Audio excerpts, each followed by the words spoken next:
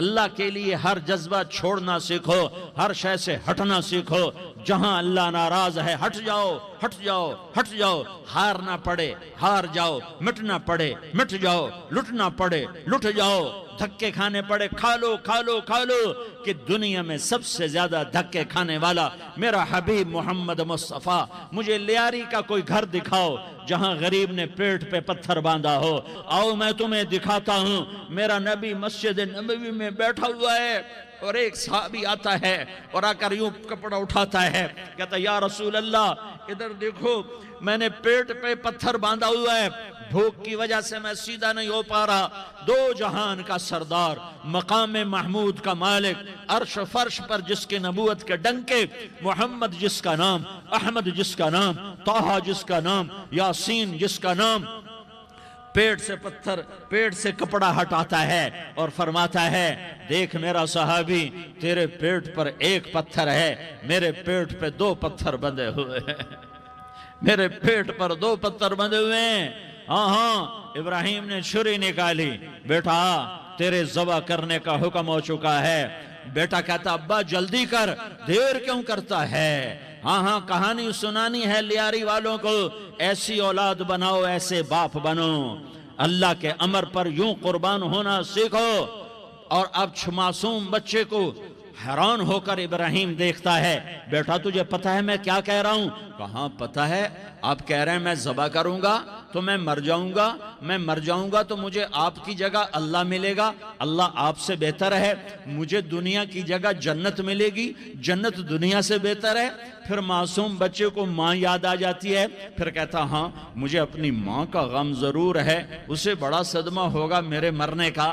تو اپنا گریبان کھولا اور کرتا اتارا، کہا ابا میں جب مر جاؤں تو یہ کرتا سنبھال لو، یہ میری ماں کو دے دینا، یہ میری نشانی اس کے پاس رہے گی، جب کبھی میں یاد آؤں گا میرا کرتا دیکھ لیا کرے گی، اور تو اپنے کرتے میں مجھے کفن دے کر ادھر ہی دبا دینا، مجھے ادھر مکے نہ لے جانا کہ میری میت کو دیکھ کر میری ماں کو بڑا دکھ ہوگا، مجھے ادھر دبا دینا۔ ابا میرے ہاتھ باندھ دے، میرے پاؤں باندھ دے، اور لیاری والوں کو پیغام دے دو کہ اللہ پہ یوں قربان ہوا جاتا ہے۔ تم پیسے پہ لڑے، تم منصب پر لڑے، تم عہدوں پر لڑے، تم ایک دوسرے کے خون کے پیاسے ہوئے، کیا موت مر گئی ہے تمہارے لیے؟ کیا آخرت کو آگ لگ گئی ہے؟ کیا جنت کو آگ لگ گئی ہے؟ کیا جہنم کو بجھا دیا گیا ہے؟ کیا طارق جمیل کے لیے قبر کا ٹکڑا مقرر نہیں ہے؟ کیا اس کی جان کے نکلنے کا وقت مقرر نہیں ہے؟ کیا منکر نکیر میرے پاس آنے والے نہیں ہیں، تمہارے پاس آنے والے نہیں ہیں؟ 96 سال کا بوڑھا باپ بیٹے کے ہاتھ باندھ رہا ہے، کسائی کی طرح جسے بکرے کے ہاتھ پاؤں باندھتا ہے، پاؤں باندھ رہا ہے۔ پھر بیٹے نے کہا ابا مجھے الٹا لٹانا، سیدھا نہ لٹانا، کہیں تیری نظر پڑے اور تیرا ہاتھ کانپ جائے اور حکم ٹوٹ جائے، مجھے الٹا لٹا دے۔ وَتَلَّهُ لِلْجَبِينَ، الٹا لٹایا اور اپنا گوڈا ان کی کمر پہ رکھا اور ایسے ان کے سر کے بال پکڑ کر یوں سر اٹھایا، چھری کو نیچے سے گزارنے کے لیے، ایک ہاتھ میں سر کے بال، ایک ہاتھ میں چھری، گوڈا اس کی کمر پر، اور یوں آسمان کو دیکھا۔ ہائے ہائے، کائنات ہل گئی، ابراہیم کی نظر آسمانوں پر گئی، کیا فرشتوں میں ہلچل مچ گئی، فرشتوں کو کیا خبر کہ آگے کیا ہونے والا ہے؟ کہنے لگے یا اللہ کیا تو مجھ سے ناراض ہو گیا ہے کہ اسماعیل کی محبت نے میرے دل میں جگہ پکڑ لی ہے؟ یہ لے تیرے نام پہ قربان کرتا ہوں، ناراض نہ ہونا، تجھ پر ہر شے فدا ہے، ہر شے قربان ہے، یہی لا الہ الا اللہ کا مطلب ہے۔ چھری چلائی، جب یہ کہا یا اللہ میں تیرے نام پہ اسماعیل کو قربان کرتا ہوں، ساتوں آسمان کے فرشتے زارو زار روئے کہ فرشتوں کو نہیں پتا آگے کیا ہونے والا ہے۔ دوسری دفعہ 4000 سال بعد یہ طائف کی وادی ہے اور یہ محمد بن عبداللہ ہے اور یہ بھاگ رہے ہیں اور پیچھے پتھر پڑ رہے ہیں اور وہ بھاگ کے پیچھے پتھر پڑ رہے ہیں، پھر آپ گرتے ہیں، پھر اٹھ کے بھاگتے ہیں، پھر پتھر پڑتے ہیں، پھر آپ گرتے ہیں، پھر اٹھ کے بھاگتے ہیں، پھر پتھر پڑتے ہیں، پھر آپ بے ہوش ہوتے ہیں، زید بن حارثہ اٹھاتے ہیں، باغ میں پناہ لیتے ہیں، پھر آپ کو ہوش آتا ہے، پھر آپ اللہ کی بارگاہ میں دعا کرتے ہیں۔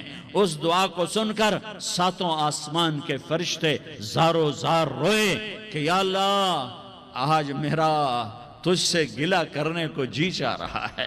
اشکو الیک ضعف قوتی وقلت حیلتی وہوانی علی الناس، میرے رب آج میں تجھ سے گلہ کرتا ہوں، تو نے مجھے کن لوگوں کے حوالے کر دیا جنہوں نے مار مار پتھر مجھے لہو لہان کر دیا۔ اللہ کی غیرت، اللہ کا غضب حرکت میں آیا، اب فرشتہ اترا۔ ہاں یہاں تو میں کیا کہوں، دیکھو اپنے نبی کا معاف کرنا، اپنے نبی کا معاف کرنا دیکھو۔ یہاں تو بیٹا ماں کو معاف کرنے کے لیے تیار نہیں، بھائی کو معاف کرنے کے لیے تیار نہیں۔